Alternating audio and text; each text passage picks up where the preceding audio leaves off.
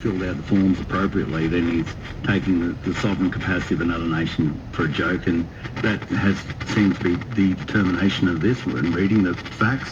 Mr. Djokovic is entitled to the hundreds of millions of dollars he makes as a professional tennis player, but you can't just wander around the world thinking that, because you're really rich, you're really above the laws of other nations. And if it's determined that what he said was not the facts, then he's just got to understand that you've been graced by God with a certain talent, but that certain talent does not rise above the sovereign rights of other nations to determine who comes into their country or not. But he'd been granted a visa before he got on a plane, so presumably all those hoops had been jumped through. He's granted a visa if what he said was correct. If what he said was not correct, and then that's something completely different, isn't it?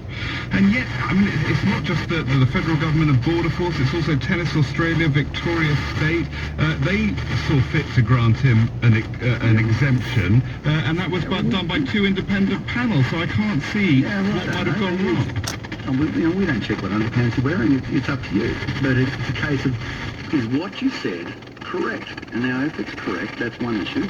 If it's determined that what he said is not correct, then that's something entirely different. You've got to abide by the rules of the nation you're going to, and there is an element of trust. An element of trust that, what you say is the truth. But has someone made a mistake here? Has Tennis Australia made a mistake? Has Victoria State made a mistake? Has Border Force made a mistake? 100% someone's made a mistake, and if he hasn't told the truth, the person who's made the mistake is Mr. Djokovic. And I suppose that's to be determined. We'll see. But if he hasn't told the truth, he's decided he's not George Washington, well, mate, you're in strife. Was it a political decision not to allow him in? Because it looked like it was all going ahead, and then suddenly on Wednesday the Prime Minister seemed to change his mind and say, look, we're not sure about this. It's based on what he has said. But it looks like it's based on what the public has been saying. In other words, this is a political reaction to the public anger that was expressed by people perhaps who didn't know all the facts, and the government has responded to that by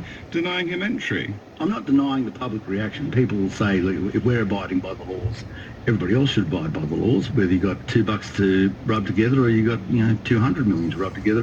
What people were upset about is their belief that Mr. Djokovic was getting some sort of special treatment. And you'd be happy to see him deported under those conditions? Well, man, it's like anything else. If you wander off into our country and don't tell us the truth, you're happy as well. Australia's Deputy Prime Minister Barnaby